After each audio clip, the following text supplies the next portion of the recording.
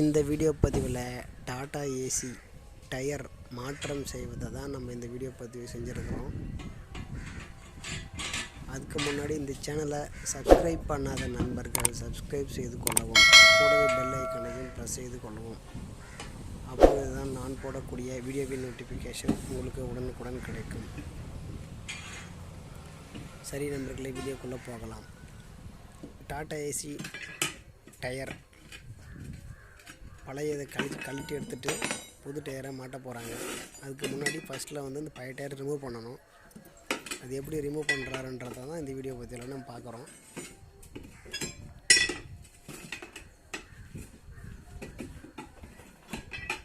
ரெண்டு டயர் நான் மாற்றிருக்கிறேன். அந்த ரெண்டு டயரையும் எப்படி கழட்டுறாரு, திரும்பவும் புது டயர் எப்படி மாட்டுறாரு அப்படின்றதான் இந்த வீடியோ.